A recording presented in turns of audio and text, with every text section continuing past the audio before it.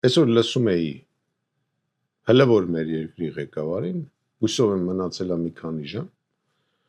ու ասում է, որ գիտեք, ամբողջ եվրոպական շուկան մեր դեմ բացվում է։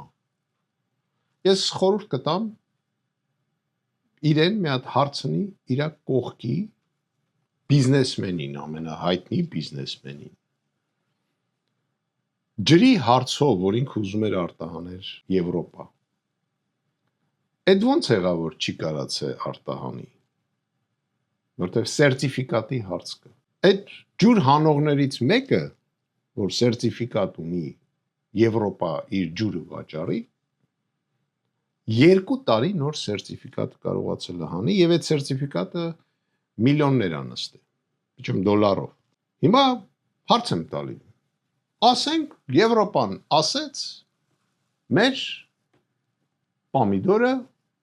պատրաստա ընդունի, պետությունն ասեց։ Դա չի նշանակում, որ եվրոպացի բիզնեսմենը կառնի այդ պամիդորը իրենց պետությունը չի կարա իրեն դա ստիպի։ Բայց նույնիսկ եթե բիզնեսմենը համաձայնվեց, որ այդ պամիդորը պետք է առնի Հայաստանից, այդ պամիդորը պետք է անցնի սերտիֆիկացիա եվրոպական երկրներում, Եվրոմիությունում։ Այդ սերտիֆիկացիաները նստելու է 1 միլիոն եվրոից ավել գումար։ Բացի դրանից, դա մի ամսում չի տրվում։ Այն ջրի մասին, որ պատմում էի, ով որ սերտիֆիկատ ունի, ինքը չարչարվել է դրա վրա 1 տարի 7 ամիս։ Լսեք ինչ եմ ասում, որ նոր թույլտվություն է ստացել մի կոնտեյներ ջուր տանի ծախի Եվրոմիություն։ Հիմա ասում եմ մենք ԵԱՏՄ-ի մեջ ենք։ Կլնենք ԵԱՏՄ-ի մեջ, մեզ ոչ մեկ չի հանի ԵԱՏՄ-ից։ Եվրազեսից, չգիտեմ, որտից ուզում ես, Տամբուժնի սայուզից, ոնց ինչ ուզում եք։ Կմնան, ՕԴԿԲ-ից էլ չեն հանի, եթե մենք դուրս չգանք։ Բայց ինչ է տալի։ Այդ կազմակերպությունները չեն պարտադրում անդամ երկրներից որևէ մեկին, որ գնա անպայման առնի, ասենք, հայկական պամիդորը։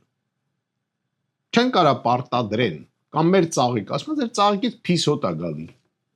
Իմ դուրս չի գալի, ոչ մեկ իրան չի կարա պարտադրի, որ առնի հայկական ծաղիկ։ Բացի դրանից, վերջին նիստի ժամանակ մեր Հայաստանի ներկայացուցիչին, այդ թվում Ղազախստանը եւ Բելարուսիան իհարկե եւ մյուսները զգուշացրել են, որ եթե այսպես շարունակվի, ապա իրենք էլ են փագելու իրեն շուկան մեր համար։ Հիմա Ժորժ ջան, ձեր գործն է։ Ես ուղղակի սուտ ասանի դեմ եմ։ Սուտ ասելը դարել է Հայաստանում մոդա։ Ձերբակալումները մեզ տպավորություն է, որ այսօրվա մեր երկրի ղեկավարությունը սա պրոկուրոր են։ Բոլորը խոսում են մեր երկրի պրոկուրորի տեղը։ Այն Հիսուսը նստած իր կաբինետում, բայց Նիկոլը, մյուսները սա ասում են։ Սրանք կալանավորենք, սրան էս կանենք, սրանք կբռնենք, սաղին կբռնենք, դա երկրի ղեկավարի գործը չի։ Նույն ինքը ասում է, որ մեր իրապահ մարմինները անկախ են։ Նույն ինքը, բայց ինքը սաղորը խոսում է կալանավորելու մասին։ Հասկանում եք։ Ու մեկ էլ վախի մթնոլորտը, որ ձեր կողքը, ասենք դուք ապրում եք այդտեղ։ Վախում եք խոսակ։ Վախում եք։ Վախում եք այս գելապի այս բաները, այս հարցումները, բաները խեն սխալ, գիտեք։ Որտեղ ով որ Նիկոլի դեմը վախում է խոսի։ Հավատացեք, երբ որ բռնելը պրծնի այդ տերտերներին, այդ քաղաքական գործիչներին, բան ընկնելու են ձեր ջանը, իրենք էլ ուրիշ ոչինչ չգիտեն, սկսելու են կալանավորել հասարակ մարդկանց։ 8 տարվա մեջ սրանց մոտ ինչն է լավ ստացվել, մարդ կալանավորել։ Այ դրան իրանք պլանը գերա կատարել են։ Ու քանի որ դաշտում էլ մարդ չի մնում, բայց պետք է մեր այդ կառույցները զեկուցեն հաղթանակների մասին, շարունակվելու է կալանավորումները ու հասնելու է ամեն մեկիդ։ Ոչ մեկ ենկում չի մնալ։ Ունես տպավորությունը, որ մենակ խախտում են օպոզիցիան։ Այդ իրենք սուրբ են։ Բայց որ մարդու տան վրա թուրքա գրանցված։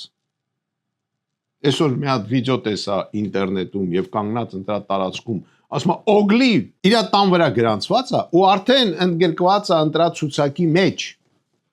Ես հասկանում եմ այսպես, Ալիևը որ ասում է 350,000 ադրբեջանցի պետք է վերադառնան Հայաստան, գուցե իրանք արդեն գրանցված են Հայաստանում։ Ու այսօր արդեն քվեարկում են Հայաստանում։ Երեք Սիսյանի այդ ադրբեջանցիների, չգիտեմ, այդ միտինգը ես տեսա եւ հասկացա, որ գիտեք Հայաստանում արդեն կարող է կան այդ 350,000 ադրբեջանցի քաղաքացիներ։ Այնպես որ չզարմանաք, որ վաղն էլ սեփականատերերը դառնան ադրբեջանցի եւ գան ձեր տուն եւ ասեն մեզ տունը մերն է, հելեք ռադներդ քաշեք։ Ու ձեզ նույնիսկ գրանցումից անեն։ Ուշադիր եղեք, ապագա եք որոշում։